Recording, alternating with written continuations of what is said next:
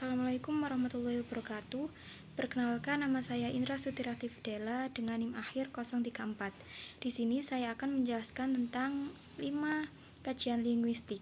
Yang pertama di sini adalah fonologi. Fonologi merupakan cabang ilmu bahasa yang mempelajari bunyi-bunyi bahasa. Di dalam fonologi ini terdapat pembidangan yang dimana pembidangan ini dibagi menjadi dua. Yang pertama fonetik dan fonemik. Fonemik ini mempelajari kajian bunyi bahasa sebagai pembeda makna. Contohnya adalah tari dan lari. Selanjutnya fonetik. Fonetik adalah bunyi-bunyi tersebut sebagai pembeda makna atau tidak. Fonetik ini dibagi menjadi 3. Yang pertama fonetik artikulasi torus, alat ucap yang menghasilkan bunyi. Fonetik akustik, bunyi yang dipelajari berdasarkan frekuensi. Fonetik auditoris, bunyi sampai ke telinga pendengar. Selanjutnya ada penamaan bunyi berdasarkan cara kerja gangguannya. Yang pertama plosif bunyi yang diambil sebelum diucapkan, contohnya seperti B, D, P, T, K, dan G. Yang kedua desis atau frikatif bunyi yang didesiskan, contohnya yaitu F, V, S, Z, X. Yang ketiga adalah afrikatif. Afrikatif ini bunyi yang dihambat dan didesiskan, contohnya C dan C. Yang keempat ada lateral atau sampingan keluarnya udara dari sisi lidah, contohnya L. Yang kelima ada nasal atau dengung bunyi yang didengungkan, contohnya M, N, Eng. Yang keenam tril atau getar bunyi yang digetarkan, contohnya R. Selanjutnya yaitu morfologi. Morfologi terdiri dari kata log yang berarti bentuk dan logi yang berarti ilmu. Jadi ilmu yang mengenai bentuk-bentuk dan pembentukan kata.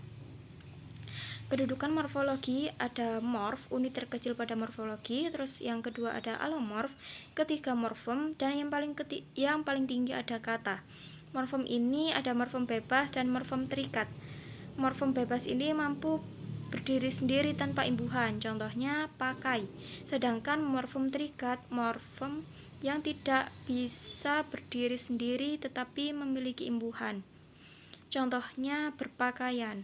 Morf ini terdiri dari dua, yang pertama alomorf, dan di dalam alomorf banyak mengalami peleburan karena ketika ada imbuhan me dan pe bertemu dengan kata dasar yang diawali dengan huruf KTSB tapi tidak selalu melebur, contohnya kait bertemu dengan me jadi mengait bukan mengkait.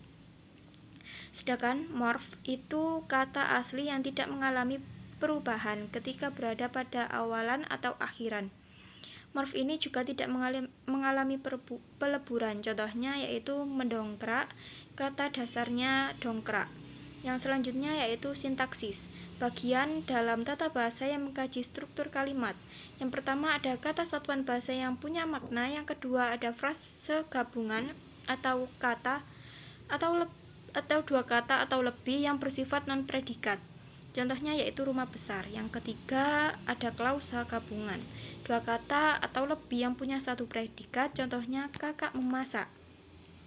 Yang keempat ada kalimat satuan bahasa yang bisa berdiri sendiri, yang terdiri ada dari klausa dan diakhiri dengan tanda baca. Dan yang kelima ada wacana rentetan kalimat yang berkaitan sehingga terbentuk makna di antara kalimat tersebut. Contohnya di sini terdapat pada novel, cerpen, dan artikel. Selanjutnya kita membahas tentang semantik. Semantik ini cabang linguistik yang mempelajari tentang makna dalam tulisan. Ada 3 unsur. Yang pertama simbol, tanda dari bahasa berupa kata, frase, atau kalimat. Yang kedua ada di dalam pikiran kita tentang suatu objek yang ditunjukkan oleh simbol. Yang ketiga itu referen objek, peristiwa fakta yang ada di dalam dunia pengalaman manusia.